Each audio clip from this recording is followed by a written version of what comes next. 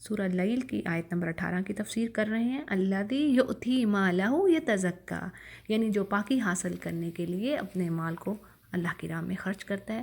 تو بات یہ ہو رہی تھی کہ جیسے یہ مومنین کی یہ صفات میں آ رہی ہے، جیسے سورۃ المعارج کا میں پیچھے ذکر کر رہی تھی جس میں آیات ہیں والذین فی اموالہم حق معلوم، یعنی وہ لوگ جن کے مالوں میں حق ہے، کن کے لیے؟ للسائل والمحروم، یعنی سائل سوال کرنے والوں کے لیے، اور جو محروم ہیں، مسکین ہیں، جو ضرورت مند ہیں، یہ سارے مفہوم اس میں آ جائیں گے۔ اسی طرح سورہ دہر میں دیکھیے تو آپ کو کوالٹی ملتی ہے کس کی؟ مومنین کی، کیا؟ وَيُطْعِمُونَ الطَّعَامَ عَلَىٰ حُبِّهِ مِسْكِينًا وَيَتِيمًا وَأَسِيرًا، بڑی خوبصورت آیات ہے کہ اللہ سبحانہ تعالیٰ فرماتے ہیں وہ مومن بندے جو اللہ کی خاطر کھانا کھلاتے ہیں، یطعمون الطعام علی حبہ، اس کی محبت میں، یتیموں کو، مسکینوں کو اور قیدیوں کو۔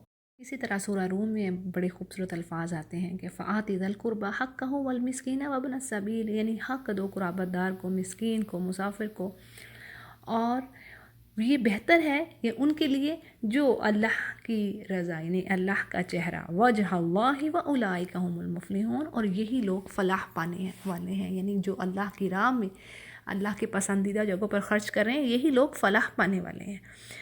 اور پھر اسی طرح بات آ رہی ہے کہ جو لوگ اللہ کی رضا میں اپنے مال کو خرچ کرتے ہیں وہ اپنے مالوں کو بڑھانے والے ہیں، یعنی کہ جو سود کھاتے ہیں ان کا تو مال نہیں بڑھے گا، ہاں جو اللہ کی رضا میں زکوٰۃ کو دے رہے ہیں وہ اصل مال بڑھانے والے ہیں۔ پھر اسی طرح فلاح کی اگر بات کی جائے تو پھر اس میں آتا ہے سورۃ الحشر کی آیت نمبر 10 میں بڑی خوبصورت بات آتی ہے وَمَن يُوقَ شُحَّ نَفْسِهِ فَأُولَٰئِکَ هُمُ الْمُفْلِحُونَ، یعنی فلاح پانے والے کون ہیں، کامیاب ہونے والے کون ہیں؟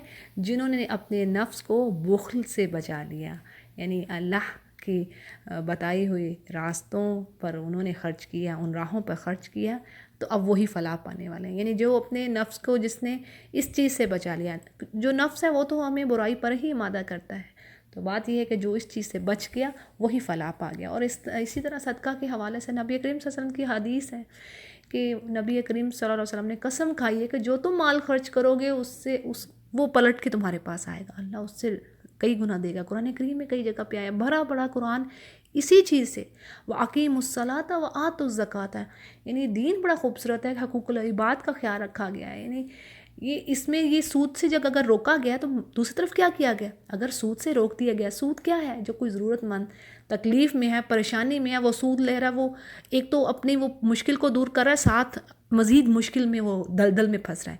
یعنی اگر تو اس مشکل سے نکلنے کے لیے اس کے پاس پیسے نہیں ہیں، اب قرض واپس کرنے کے لیے اگر اس کے پاس پیسے نہیں ہیں، مزید جو ہے وہ سود پہ سود اس کو وہ آ رہا ہے، تو ایک طرح سے وہ اس کی زندگی اجیرن بن۔ تو اللہ سبحانہ وتعالیٰ انسانوں کو بہترین سوسائٹی پرووائڈ کرتے ہیں، جو رولز ہیں بہترین سوسائٹی کے لیے، یعنی محبت، ایثار اور یہ جو بخل ہے اس سے دور کرتے ہیں کہ دیکھو ایک دوسرے حقوق العباد کا خیال رکھو، قرض حسنہ دو۔ اگر کوئی قرض حسنہ دے رہا ہے کسی کو، یعنی بغیر سود کے، تو اس کے کسی غریب کی کسی بیماری کے لیے یا کسی چیز کے لیے وہ قرض لے رہا ہے تو وہ اس کی مشکل دور ہوگی اور معاشرے میں خوبصورتی پیدا ہوگی، محبت بڑھے گی۔ اور کیا ہوتا ہے جب جو کسی سے سود پہ قرض لیتا ہے وہ اسے محبت ہوتی ہے؟ نہیں، نفرتیں بڑھتی ہیں اور معاشرے میں ناسور اور گندگی اور ضلالت میں اضافہ ہوتا ہے، سراسر یہ چیزیں برائی کی طرف لے کے جاتی ہیں۔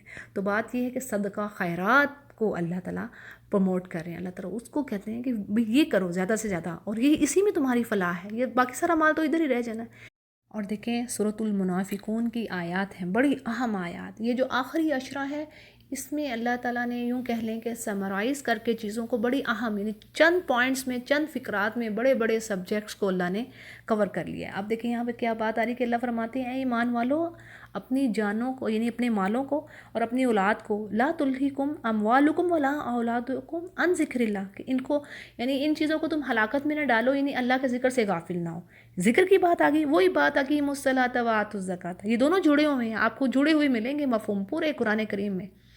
پھر اور جو یہ کام کر رہا ہے وہ خسارے میں رہنے والا ہے۔ پھر آگے اللہ فرماتے ہیں وَأَنفِقُوا، اور تم خرچ کرو جو تمہیں دیا ہے اس سے پہلے أَن يَأْتِيَ أَحَدَكُمُ الْمَوْتُ وَأَنفِقُوا مِمَّا رَزَقْنَاكُم مِّن قَبْلِ أَن يَأْتِيَ أَحَدَكُمُ الْمَوْتُ، یعنی اس سے پہلے کہ تم میں سے کسی کے پاس موت آئے، یعنی موت کا وقت آ گیا تو کیا ہے فیقول، پھر وہ کیا کہے گا. اب دیکھیں گے الفاظ بڑے سمجھنے کے. یعنی مرنے والا کیا کہے گا؟ مرنے والا یہ نہیں کہے گا کہ مجھے اللہ مہلت دے میں روزے رکھ لوں، اللہ مجھے مہلت دے میں نماز پڑھ لوں، اللہ مجھے مہلت دے میں کوئی نیکی کا کام کر لوں.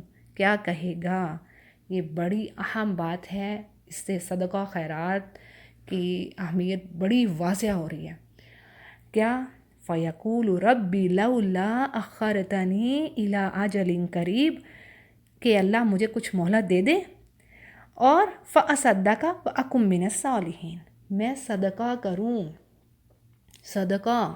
کروں اور میں صالحین میں سے ہو جاؤں اور میں نیکوں میں سے ہو جاؤں. یعنی کسی اور چیز کی وہ ڈیمانڈ نہیں کر رہا، کسی اور چیز کی وہ طلب نہیں کر رہا. وہ ایک چیز حسرت ہے نا، جب انسان مر گیا تو سب کام ختم. تو وہ ایک چیز کی سوائے 3 اعمال کے، یہ حدیث ہے، ٹھیک ہے. 3 اعمال رہ جائیں گے، وہ صدقہ جاریہ ہے، نیک اولاد ہے، اور ایسا نفع مند علم جو پیچھے چھوڑ جائے جس سے دوسرے لوگ فائدہ اٹھا رہے ہیں. یہ 3 چیزیں، ٹھیک ہے.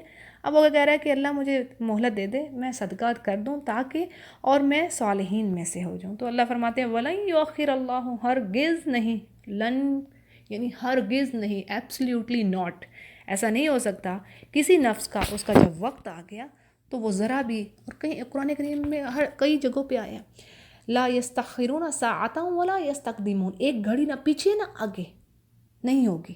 واللہ خبیر بما تعملون، اللہ خوب جانتا ہے جو تم عمل کرتے رہے. تو جی اگلی آیت کو دیکھتے ہیں.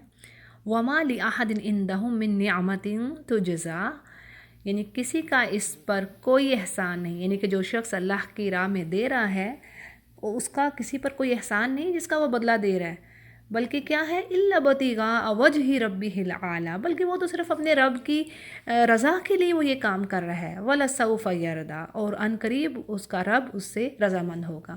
اور یہ اسی طرح سورہ دہر کی بھی آیت میں، سورۃ الانسان جو ہے اس میں بڑی خوبصورت یہی بات آتی ہے کہ وہ کہتے ہیں جو کھانا کھلاتے ہیں اللہ کی محبت میں دوسروں کو، تو وہ کیا کہتے ہیں؟ وہ کہتے ہیں کہ ہمیں تم سے کوئی شکریہ نہیں چاہیے، یعنی ہم تو صرف تمہیں اللہ کی رضامندی کے لیے کھلاتے ہیں. انما نطعمکم لوجہ اللہ لا نرید منکم جزاء ولا شکورا، نہ ہی تم سے کوئی ریوارڈ چاہیے، نہ ہی تم سے کوئی تھینکس چاہیے. انا نخاف من ربنا، ہم تو اپنے رب سے خوف رکھتے ہیں اس دن یومن عبوسا قمطریرا، کہ اس دن کا خوف جو اداسی اور سختی والا دن ہوگا. تو یہ قرآن کریم سبحان اللہ حقوق العباد اور خوبصورت معاشرے کو، جو خوبصورت معاشرہ بنانے کی جو راہیں ہیں وہ اللہ تعالیٰ وہ بتاتے ہیں. کوڈ آف لائف جو ہے، بیسٹ کوڈ آف لائف جو ہے وہ اللہ تعالیٰ ہمیں اس کی طرف انسانوں کو رہنمائی دیتے ہیں. اللہ خوبصورت رب ہے ہمارا، پاک ہے وہ رب،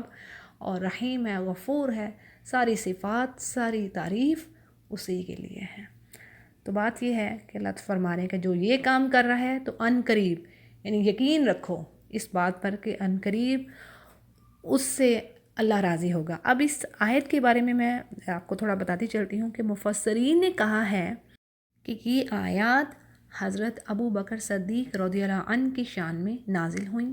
تاہم یعنی یہ جو آیات ہیں، یہ جو پیچھے بات ہو رہی ہے کہ وہ جو ان صفات کا، یعنی کہ جو نیک شخص ہوگا، اللہ کی راہ میں مال دے رہا ہے، اپنے آپ کو پاک کر رہا ہے، تو اللہ تعالیٰ اسے جنت کی نعمتیں اور عزت و آنر جو عطا فرمائے گا اور اللہ اسے راضی ہو جائے گا. تو اب یہاں پہ جو بات آ رہی ہے کہ اس کی شان نزول میں یہ ہے کہ یہ ابو بکر صدیق رضی اللہ عنہ کی شان میں نازل ہوئی ہیں. تاہم مفسرین کے نزدیک یہ معنی مفہوم کے اعتبار سے یہ آیت عام بھی لی جا سکتی ہے. جو بھی ان صفات کا مالک ہوگا وہ اللہ کے ہاں اسی طرح اس کی آنر ہوگی، اس کو عزت دی جائے گی. اب دیکھیں حضرت ابوبکر صدیق کے بارے میں آتا ہے کہ انہوں نے 6 غلام آزاد کیے جنہیں اہل مکہ مسلمان ہونے کی وجہ سے سخت اذیت دیتے تھے. اور یہ روایات میں آتا ہے کہ ان کے باپ نے کہا کہ تم اگر کچھ جوان مردوں کو، یعنی جوانوں کو تم ان پر پیسے خرچ کرتے تمہاری وہ مدد ہو جاتی، کچھ مضبوط جوانوں پہ پیسے خرچ کرتے. تو حضرت ابوبکر صدیق نے کہا کہ میں تو یہ اللہ کی رضا کے لیے یہ کام کر رہا ہوں، مجھے تو اس سے اور کچھ مطلوب نہیں ہے. تو جی یہ رہی سورہ لیل کی تفسیر.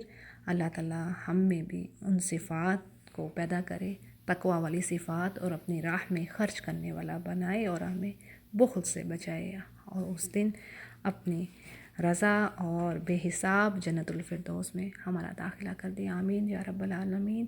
وآخر دعوانا ان الحمد للہ رب العالمین۔